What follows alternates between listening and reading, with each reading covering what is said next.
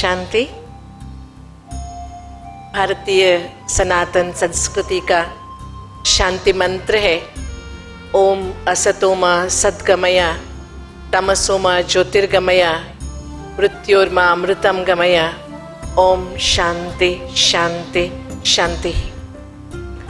असत्य से सत्य की ओर, अंधकार से प्रकाश की ओर, मृत्यु से अमरत्व की ओर ले जाने वाले शांति के सागर, शांतिदाता, शांति के स्रोत परमात्मा को याद करते हुए मंचासीन और सामने बैठे हुए सभी, जिस संस्था से आज मैं पहली बार रूबरू हो रही हूँ, FTS friends for tribal society, ये सभी कार्यकर्ताएं और युवा भाई, आप सभी को आपकी कार्यकुशलता और आने वाले दिनों में आप जो काम करने जा रहे हैं उसके लिए बहुत बहुत बड़े दिल से बधाई।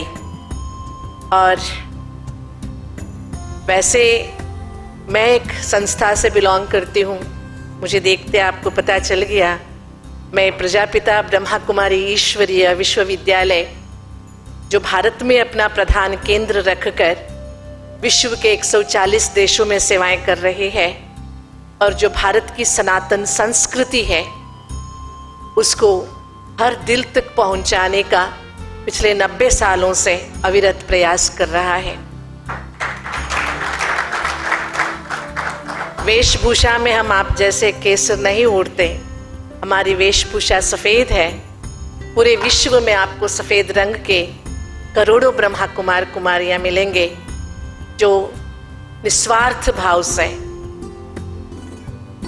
जिस धरती ने हमें जन्म दिया, जिस भगवान ने हमें जीवन दिया, उसका ऋण चुकाकर हमारी भारत भूमि को पुनः स्वर्ग बनाने के कार्य में दिन रात लगे हुए हैं।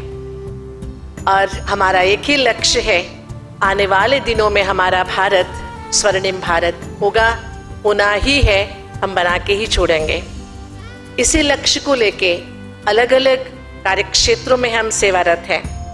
लेकिन मैं आज आपकी सारी कार्यप्रणाली और थोड़ी सी जो भी मुझे जानकारी मिली उसके आधार से आपके साथ थोड़े से चंद शब्द, मैं नहीं समझती कितना समय है आपके पास, कुछ शब्द मैं आपके साथ साझा करना चाहूँगी। पहली बात, अगर हमें भारत को स्वर्ग बनाना है, भारत को भारत बनाना है, आपको पता है भारत का नाम है, भारत का अर्थ है प्रकाश की ओर बढ़ने वाले, प्रकाश को ढूंढने वाले और प्रकाश के साथ जीने वाले। भारतवासी माना जिसके जीवन में कोई अंधकार ना हो। भारतवासी वो है जो सभी को रोशनी दे और खुद का दामन रोशनी से भरा रखे। जैसे अभी रेणु बहन कह रही थी कि भगवत गीता की बातें, भगवत गीता के ध्यान श्लोक कहता है मुकम करोति वाचालम पंगुम लंघयते गिरिम यत्कृपा तमः वंदे परमानंद माधवम। गीता ज्ञान ऐसा एक ज्ञान सुधा है कि लंगड़े को भी पर्वत लांघना सिखा देता है, गूंगे को भी बोलना सिखा देता है। ये भारत की खासियत है कि पूरे विश्व में अगर भगवान का अवतरण हुआ है तो वो हमारे भारत में, क्योंकि पूरे विश्व को रोशनी देने वाला ज्ञान का सागर परमात्मा है। तो आज के डेट में मैं पिछले 15 सालों से गीता ज्ञान का लोगों तक पहुंचाने का काम कर रही हूं ब्रह्मा कुमारी संस्था के माध्यम से। हम समझते हैं गीता ज्ञान बूढ़ों के लिए है, कॉमन डायलॉग है, या लोग सोचते हैं, या हम सोचते हैं गीता ज्ञान किसी की मृत्यु पर बोलना चाहिए। कई प्रांतों में हमारे देश में ये भी भावना है कि गीता जिस घर में होगी वो घर टूट जाएगी। ऐसी अंधश्रद्धा 21वीं सदी में भी हम पाते हैं। लेकिन मुझे खुशी है, जब मैंने गीता ज्ञान सुनाना शुरू किया, लोगों ने मुझे चैलेंज किया, आपका ज्ञान केवल बूढ़े सुनेंगे। लेकिन मैं सहर्ष कहती हूँ, श्रीमद् भगवत गीता के ज्ञान से आधार से मैं युवाओं का काउंसलिंग करती हूँ। कोई जाति मत पंथ के भेद न रखते हुए युवाओं में आध्यात्मिकता, स्पेशली गीता ज्ञान की ऊर्जा को समझने का जो काम, समझाने का जो काम हो रहा है। जैसे इस स्टेज से भी हमने सुना कि शब्दों से ज्यादा प्रभाव हमारा जीवन है। आप शब्द कितने भी प्रभावशाली क्यों कह दे, पीछे से अगर आपके जीवन और आपके शब्दों में तालमेल नहीं है, लोग कोई भी आपको फॉलो नहीं करेंगे। इसलिए हमारा सत आचरण ही एक उदाहरण होना चाहिए। इसी लक्ष्य को लेके हम आगे बढ़ रहे हैं। हमारी संस्कृति हमें क्या कहती है, मैं गीता के एक शब्द से आपको रूबरू कराना चाहूंगी। दूसरे अध्याय में भगवान कहते हैं, क्षुद्रम हृदय दौर्बल्यम त्यक्तोत्तिष्ठ परंतप। यहाँ भी मैंने उत्तिष्ठ शब्द देखा, उत्तिष्ठ, जागृत। ये हमारी संस्कृति की बहुत प्रभावशाली शब्द है। क्षुद्रम हृदय दौर्बल्यम त्यक्तोत्तिष्ठ परंतप। जितने भी युवा या युवा प्रभाग के संबंधित आप लोग बैठे हैं, मुझे विश्वास है आपके अंदर कोई भी हृदय दौर्बल्य नहीं होगा। इंटरनल वीकनेसेस जिसकी बातें हो रही है, जब तक हम अपने अंदर की वीकनेस को नहीं पहचानते, हम कितनी भी बड़ी बातें कर दे, कितनी भी सोशल सर्विस कर दे, उसका कोई असर नहीं होने वाला, वो परमानेंट चेंज नहीं ला सकता है। इसलिए बहुत सुंदर एक उदाहरण है। एक व्यक्ति टहलते हुए जा रहा था, कोयल का कुकू देखा, सुना, तो उसको लगा कितना सुमधुर आवाज है, लेकिन उसके मन में विचार आया, कोयल अगर काला नहीं होता तो कितना अच्छा होता। थोड़ा दूर चला गया और गुलाब के बगीचे देखे, बहुत मनभावन रंग बिरंगे गुलाब खिले हुए थे।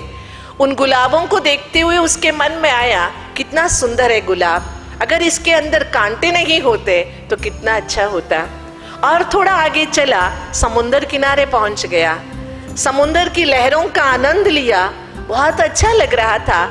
सोचा आनंद तो बहुत है, लेकिन अगर पानी में नमक नहीं होता तो कितना अच्छा होता। तो भगवान ने देखा उस व्यक्ति को और देखकर बोला, बेटा तू व्यक्ति बहुत अच्छा है, दूसरों में अवगुण देखने की तेरे अंदर आदत नहीं होती तो तू देवता बन जाता।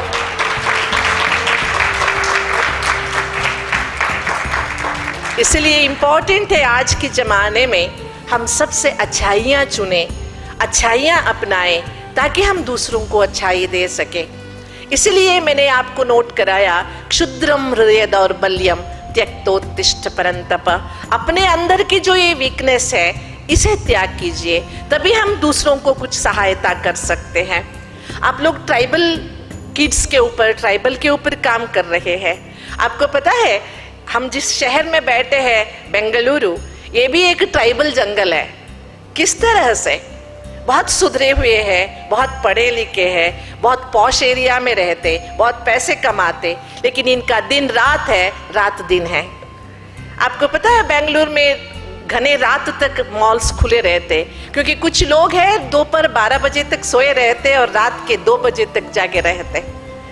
ऐसे लोगों को हम कहते हैं आधुनिक अरण्यवासी। ये लोग लोगों को देखते ही नहीं है, लोगों को केवल मोबाइल में देखते हैं, ये लोग मिलते भी नहीं है। ऐसे लोगों को आपको पता है इसका असर क्या हो रहा है? हमारा नेक्स्ट जनरेशन 90% डिप्रेशन की ओर जा रही है, जो बहुत बड़े बड़े स्कूल कॉलेजेस में पढ़ते, लेकिन बहुत बहुत खराब आदतें इन्हों की है। इसीलिए मैं आपसे रिक्वेस्ट करना चाहूँगी, मैं एक छोटी सी गाँव से आती हूँ, छोटे से गाँव जहाँ बहुत ट्राइबल लोग रहते हैं, लेकिन वहाँ के लोग प्रकृति से जुड़े रहते, प्रकृति से प्यार करते, वो किसी को कुछ नुकसान नहीं पहुँचाते। लेकिन ये जो पढ़े लिखे अनपढ़ लोग हैं ना, ये लोग खुद भी दुखी होते और दूसरों को भी दुखी करते। इसीलिए हमारा कार्यक्षेत्र इनकी तरफ भी होना बहुत ज़रूरी है। और आपको मैं ये बताना सहर्ष ज़रूरी समझती हूँ कि हम अपने इतिहास से कुछ सीखें। मैं आपको एक छोटी सी उदाहरण दूंगी। आपने मदन मोहन मालवीय जी के नाम सुने? सभी ने सुने? बहुत अच्छा। मालवीय जी के जीवन की एक बहुत सुंदर घटना जो मुझे सदैव प्रेरित करती है। मालवीय जी ने हिंदू यूनिवर्सिटी स्थापन करने का सोचा, उनका एक टीम बन गया, हिंदू यूनिवर्सिटी बनारस में स्थापन करना है। तो जब उन्होंने, आपको पता है गवर्नमेंट हमारी नहीं थी, इंडियन गवर्नमेंट नहीं थी, ब्रिटिश गवर्नमेंट था, तो पैसे देने वाले कौन, इतने करोड़ों रुपए कहाँ से आएंगे।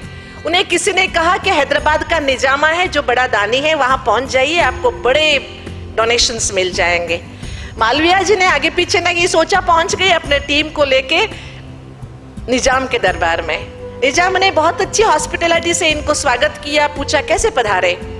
तो इन्होंने बोला कि हम एक हिंदू यूनिवर्सिटी स्थापन कर रहे हैं, आपसे बड़े रकम हम डोनेशन का चाहते हैं, हमने सुना आप बड़े डोनर हैं। तो निजाम ने कहा आपने ऐसे कैसे सोच लिया, मैं डोनर जरूर हूं लेकिन हिंदू यूनिवर्सिटी के लिए नहीं देता हूं। आपने कैसे सोच लिया एक मुसलमान होकर मैं हिंदू यूनिवर्सिटी को डोनेशन दूंगा, मैं बिल्कुल नहीं दूंगा। लेकिन आपको पता है कि हमारे पूर्वज जो रहे बहुत स्वाभिमानी भी थे और अपने इरादे के पक्के भी थे। मालवीय जी ने कहा हम जहां भी जाते खाली हाथ तो आते नहीं, आपको देना ही होगा। निजामा ने कहा मैं पाई भी नहीं दूंगा। दोनों के अंदर शुरू हो गया टशन, ये नहीं देने वाले, ये नहीं छोड़ने वाले। बाद में निजामा को बहुत गुस्सा आया, उसने अपने पैर के जूते निकाले और फेंक दिया, ले लो ये तुम्हारा डोनेशन है।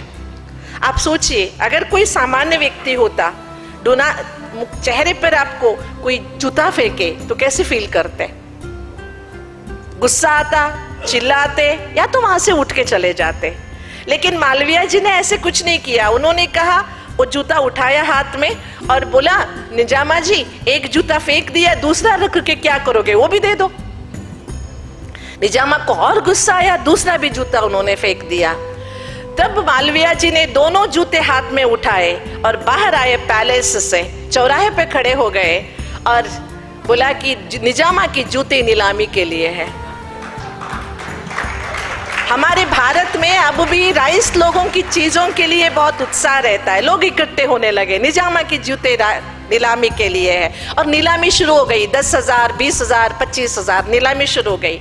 ये समाचार अंदर निजामा को मिला कि मेरे जूते नीलाम हो रहे हैं।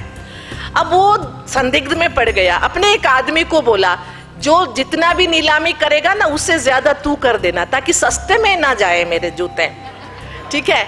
नीलामी बोली लगने लगी, बोली लगने लगी, लगते लगते लगते लगते किसी ने 5 लाख बोला। 5 लाख बोला तो जो निजामा का आदमी बैठा था वो होश जोश में था, उसने 10 लाख बोला। तो उन दिनों इतिहास गवाह है, उन दिनों निजामा के जूते 10 लाख में नीलाम हो गए।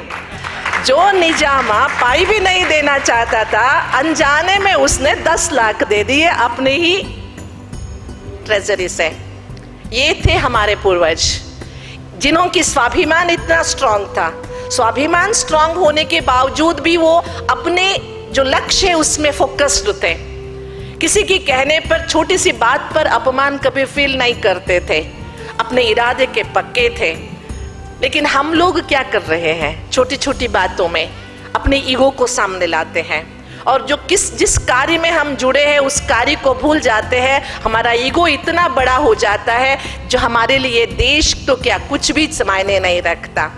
इसलिए वर्तमान में मैंने पहले भी आपको अंडरलाइन कराया गीता का ये शब्द, क्षुद्रम हृदय दौर्बल्यम त्यक्तोत्तिष्ठ परंतप। पिछले 50 साल से मैं ब्रह्मा कुमारी संस्था से जुड़ी हूँ, अपनी स्टूडेंट लाइफ से मैं यहाँ जुड़ी हूँ। इस संस्था में मैंने ये सीखा है कि संस्था हमसे बड़ी है, हमसे संस्था नहीं बनी है, संस्था से हम हैं। और संस्था अपने इरादे के लिए काम कर रही है। हम हैं, कल चले जाएंगे, लेकिन संस्था और उसका काम, उद्देश्य वो दिन रात आगे बढ़ते रहेगा और शाश्वत रहेगा। इसलिए हमारे अंदर अपने मनोबल को आगे बढ़ाने का एक ताकत चाहिए। आपने अभी यहाँ पर बहुत सारे मैंने सुना स्किल्स डेवलपमेंट प्रोग्राम की बातें हो रही थी। जरूर चाहिए, गवर्नमेंट भी सपोर्ट करती है, कोई एनजीओ, कोई संस्था सामने आए उसके द्वारा हम स्किल डेवलपमेंट्स कराएं। लेकिन आप सोचिए कितना भी स्किल डेवलपमेंट्स ट्रेनिंग्स आप कराए, अगर विल पावर नहीं है तो क्या काम का। लेकिन बाहरी दुनिया की कोई भी ताकत मनुष्य के अंदर विल पावर डेवलप नहीं कर सकती है। हर एक व्यक्ति को अपने अंदर की विल पावर खुद को जगाना होगा। वो काम हम गीता के ज्ञान के द्वारा कर सकते हैं। हमारी संस्कृति कहती है मन एवं मनुष्याणाम कारणम बंध मोक्षयोः। मनुष्य के बंधन और मोक्ष का कारण खुद का मन है। अगर हम मन में ठान ले मुझे ये करना है तो कोई पीछे मुझे ले नहीं सकता। इसलिए वर्तमान समय मुझे बहुत अच्छा लगा, आप सभी बहुत अच्छी तरह से, भगवान ने आपको अच्छी तरह से रखा है, आप तन से, मन से, धन से अच्छी तरह से है, और आपको दुनिया को, समाज को देने की भी इच्छा है, और आप विलिंगली सेवाएं कर रहे हैं। इसके साथ साथ मैं आपको एक जरूर कहना चाहूंगी कि आप काम करते रहे और अपने मन को स्ट्रांग बना के रखें, अपने विल पावर को कभी कम ना होने दें। हमें देश को जोड़ना है, हमें देश को बढ़ाना है, हमें देश को स्वर्णिम बनाना है। इसीलिए हमारे संस्था में हमारी बड़ी दादियाँ हमें कहती है, जो हमारे शत्रु है ना उनको बाजू में बिठा के रखना चाहिए, उसको छूटने के बाहर नहीं छोड़ना चाहिए, उससे दूरी भले बनाए रखे लेकिन समीप बनाए रखे। इसमें हमें आगे बढ़ना है। और मैं आपको एक उदाहरण देना चाहूंगी, मनोबल क्या होता है, मन से युवा बनना क्या होता है। रमेश भाई जी कह रहे थे मैं यहाँ 40 ईयर्स छोटा हो गया। शरीर बूढ़ा होना प्रकृति का धर्म है, होना ही चाहिए, लेकिन मन से हमें कभी बूढ़ा नहीं होना चाहिए। हमारी संस्था की एक मुखिया थी दादी जानकी, जिनका उम्र 104 साल था तब उन्होंने शरीर छोड़ा। लास्ट तक वो कॉन्शियसली ठीक थी, बहुत अच्छी थी। उनका एक छोटा सा उदाहरण देना चाहूंगी। हमारी संस्था की 75 ईयर्स सेलिब्रेशन हो रहा था, platinum jubilee celebration, mount Abu हमारे हेडक्वार्टर में। बहुत बड़ा 50,000 लोग आए हुए थे, पूरी दुनिया की मीडिया और वीआईपीस आए हुए थे। तभी बीबीसी वालों ने हमारे दादी जी का इंटरव्यू लिया। उस समय हमारी दादी जी की उम्र करीब 97 ईयर्स थी। एक यंग था जो टीवी को हैंडल कर रहा था, उसने दादी जी से प्रश्न पूछा, दादी जी आपका उम्र 97 है, संस्था का उम्र 75 है, दोनों बूढ़े हो गए हैं, तो share your old age experiences, आपके बुढ़ापे का अनुभव शेयर कीजिए। तुरंत दादी ने उनसे पूछा कि किसने कहा मैं बूढ़ी हूं। वो हैरान रह गया, क्योंकि दादी जी शॉर्ट पर्सनालिटी थी, पर्सनालिटी से आप पहचान नहीं सकते थे उनका उम्र 97 है। उसने कहा कि आपकी बहनों ने कहा आपका उम्र 97 है, तो दादी जी ने कहा हाँ मेरा उम्र 97 है लेकिन मैं बूढ़ी नहीं हूं। वो बंदा और हैरान हो गया। फिर दादी ने कहा एक 100 साल पुराने मकान में कोई 25 साल का व्यक्ति रहता है, तो मकान पुराने होने के कारण व्यक्ति बूढ़ा कहलाता है क्या? नहीं है ना? Okay, please be with me. Hello, सलाम, नमस्ते, हेलो, सलाम, नमस्ते, हेलो, सलाम, नमस्ते, हेलो। समझ में आया हला कैसे करना था? बहुतों ने कैसे किया? इससे मैं क्या कहना चाहती हूं, हमारी लिसनिंग से ज्यादा पावरफुल है विजुअलाइजेशन, है कि नहीं है? जो हम सुनते हैं हम भूल जाते, जो हम देखते हैं वो हम कभी भूलते नहीं। अगर आपको लीडर बनना है ना किसी भी क्षेत्र में, पहले अपने लिसनिंग को सुधारिए। समझ में आया? जो नेचुरली टीवी से, मोबाइल से हम प्रभावित होते, अगर हमें जीवन में दूसरों का लीडर बाद में बनिए, पहले खुद का तो लीडर हम बने, हमारे मन हमारी बात सुने, हमारे ऑर्गन्स हमारी बात सुने। इसके लिए मैं आपसे रिक्वेस्ट करना चाहूंगी, यहाँ जितने भी सुने हैं उन बातों को अच्छी तरह मस्तक में लेके जाइए, केवल नोट्स में नहीं, मस्तक में लेके जाइए। पुस्तक की बातें जब तक मस्तक में नहीं आएगी ना, कोई फायदा नहीं है उससे। और मैं बहुत हर्ष से कहना चाहूंगी कि हमारी संस्था में एक युवा विभाग है, यूथ विंग ऑफ ब्रह्म कुमारीज। इस यूथ विंग ऑफ ब्रह्म कुमारीज में करोड़ों यूथ जुड़े हुए हैं, और सारे यूथ उनके अंदर कोई भी बुरी आदत नहीं है, कोई भी बुरी आदत। हम ये धैर्य से कह सकते हैं कि हम ऐसे यूथ है कि हम आपको कहकर नहीं सुनाएंगे, हम करके सुनाएंगे। मैं आपसे भी यही आशा रखती हूँ। हम सनातन संस्कृति को तभी शाश्वत, सनातन शाश्वत है, इसका कोई नाश नहीं कर सकता, ना किया है ना हो सकता है, लेकिन हमारा काम है उस शाश्वतता को और अच्छी तरह से मजबूत बनाना। किसी की ऐसी सोच भी ना हो कि हम सनातनता की नाश करेंगे, कोई नहीं कर सकता, क्योंकि सनातन शाश्वत है। लेकिन इस सनातनता को हम जीते जी अनुभव करें। और अपने बच्चों में भी उस सनातन संस्कृति को लाने का एक प्रयास करें और मिलके चले, साथ में मिलके चले, तब हम अपने जो इरादे हैं इसे बुलंद आवाज से प्रत्यक्ष भी कर सकते हैं। इसलिए लास्ट में मैं आपको कहना चाहूंगी, जैसे मैंने कहा गीता के द्वारा मैं काउंसलिंग कराती हूँ। लास्ट के पिछले साल मेरे पास एक बच्चा आया, बच्चा क्रिश्चियन था।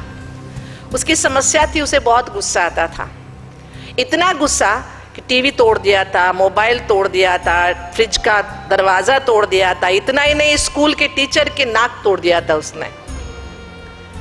कितना 9 साल का बच्चा था। देखिए संस्कृति सनातन नहीं है, क्रिश्चियन। मैं इस जन्म में सनातन संस्कृति से हूँ, मुझे क्रिश्चियन संस्कृति के बारे में पढ़े हुए जानती हूँ, मैं एक्चुअल एक्सपीरियंस नहीं है। उस बच्चे को एक कोंकणी और इंग्लिश के सिवा दूसरी भाषा नहीं आती थी और उसका एक्सेंट अलग था, इंडियन एक्सेंट नहीं था। उससे कम्युनिकेट करना बहुत चैलेंजिंग था। फिर भी मैंने कोशिश किया 4-5 दिन लगे कम्युनिकेट करने में। बाद में उसको मैंने एक छोटा सा ट्रिक समझाया जो मैं आपसे भी शेयर करना चाहूंगी, जो हमारी संस्कृति में है। हमारी संस्कृति में हर रोज हम भगवान के सामने दिया जलाते हैं, सही? यहाँ भी हम दिए रखे हैं। दोपहर के 12 बजे भी हमारा काम दिए जलाने से शुरू होता है। हम दिया बुझाते नहीं हैं, दिया जलाते हैं। मुझे आप बताइए, भगवान के आगे दिया जलाते हैं ना, अंधेरा किसके पास है? भगवान के पास है या हमारे पास है? मतलब रोशनी किसको चाहिए? लेकिन हम भगवान के नाम से जला लेते, यहाँ रोशनी लगाना भूल जाते हैं, है ना? उस बच्चे को मैंने छोटा सा एक ट्रिक बताया, दीप ध्यान, है ना? पतंजलि योग में ज्योति त्राटका कहते हैं उसको। लेकिन उसको थोड़ा मॉडिफाई करके या स्पिरिचुअलाइज करके, जो घर में दिया जलाते हो 1 मिनट से शुरू कीजिए। दिए को देखते बैठिए, कुछ नहीं करना है आपको। अगर कुछ मंत्र आते हैं, कुछ भजन आते हैं, मन में बोल सकते हैं। दिए को देखते बैठिए 1 minute, start from 1 minute, just increase it up to any, अब 10 मिनट 15 मिनट भी बैठ सकते। वो बच्चा क्रिश्चियन था तो उसको कोई मंत्र आता तो था नहीं, लेकिन मैंने उसको 4-5 पॉइंट्स दिए। I am peaceful, I am happy, I am blissful, I am very strong inside. ऐसे कुछ 4-5 बातें उसको सिखाई मैंने। क्रिश्चियंस कहते हैं God is form of love, इसलिए कहा I am love, I am peaceful. ऐसे 4 मैंने कहा, ये 5-6 बातें रिपीट करना मन में, दिए को देखना। ये कोई कहानी नहीं है, पिछले साल ही हुआ। 3 महीना लगा, 3 महीना रोज आता था, मुझे रिपोर्ट करके जाने को बोला था। मैंने आज गुस्सा किया कि नहीं किया तो सॉरी बोलना है। ऐसे करते करते ग्रेजुअली इंप्रूव हुआ। आफ्टर 3 मंथ्स, मैं नहीं कहती कि 100% उसने छोड़ दिया, 75% गुस्से को उसने कंट्रोल कर पाया। और जिस बच्चे को दूसरों से कम्युनिकेट करने में प्रॉब्लम थी, पिछले साल उसने 75 मार्क्स लिया, स्कूल में भी अच्छी स्टडी की, बहुत अच्छा। अभी जो लोग सोचते थे कि सनातन संस्कृति ये वो, बहुत सारे क्रिश्चियन लोग दीप ध्यान करना शुरू किए हैं अभी, क्योंकि बच्चे का एग्जाम्पल है। इसलिए हमारी संस्कृति में दिया जलाना, घी या तेल को फालतू वेस्ट करना नहीं है। एक दिया घर में आधा घंटा जलता है तो पॉजिटिव एनर्जी को सर्कुलेट करता है। तो हमें भी अपने अंदर पॉजिटिव एनर्जी को सर्कुलेट करना है। लास्ट में मैं आपको कहना चाहूंगी, कितना भी हम सनातन संस्कृति की नारा लगा दे, हम जो आचरण करते हैं ना, दिया क्यों जलाते, जूते चप्पल बाहर रख के मंदिरों में क्यों जाते, यहाँ पर तिलक क्यों लगाना है, ये चीजें अगर आपके बच्चे पूछेंगे तो उसके जवाब में प्रैक्टिकल आंसर्स अगर आपके पास नहीं है तो कोई उसको फॉलो नहीं करेगा। तो इसीलिए अगर हम जो भी प्रथाएं हम कर रहे हैं, उन प्रथाओं का अगर प्रैक्टिकल आंसर्स हमारे पास है, प्रैक्टिकल यूज हमारे पास है, एक हमारी संप्रदाय है इसीलिए फॉलो करो, दैट्स नॉट इनफ, इतना नहीं काफी होता है। संप्रदाय है लेकिन व्हाई द रिचुअल, रिचुअल क्यों बना, उसका सही मात्रा में अगर हम अर्थ समझते हैं तो हम अपने संस्कृति को अच्छी तरह से आगे बढ़ा सकते हैं। हम ब्रह्मा कुमारी यही काम घर घर में, हर एक के दिल में यही काम करते हैं कि हमारी संस्कृति में जो भी आचरण है, हम हाथ ऐसे जोड़ते तो क्यों जोड़ते, यहाँ लगाते तो क्यों लगाते, ऐसे करना नमस्कार नहीं है। नमस्कार ये है, व्हाई दिस इज, इसके अंदर क्या साइंटिफिकल, क्या साइकोलॉजिकल अर्थ क्या है, ये सब अगर हम समझ के, भले ट्राइबल को समझाओ या शहर के किसी को भी समझाओ, पहले हम समझे तब हम दुनिया का उद्धार कर सकते। इसलिए पुनः मैं आपसे कहूंगी, क्षुद्रम हृदय दौर्बल्यम त्यक्तोत्तिष्ठ परंतप। अगर जीवन में जीतना है तो अपने अंदर के वीकनेसेस को हम पीछे छोड़े, आगे बढ़े, अपने अंदर की कमजोरियों को पहले पहचाने, तब हम भारत को पुनः भारत रखेंगे और आगे विश्व गुरु भी बनाएंगे। इन्हीं शब्दों के साथ आप सबके बीच में आने का, कुछ नया देखने का, कुछ नई संस्था से जुड़ने का, आपके विचारों को समझने का आपने मौका दिया, इसलिए मैं आपको बहुत बहुत शुक्रगुजार हूँ। और आप सभी को भी ब्रह्मा कुमारीज हेडक्वार्टर में और ब्रह्मा कुमारीज लोकल ब्रांच में कम से कम एक बार विजिट करने की इनविटेशन देती हूँ। ओम शांति।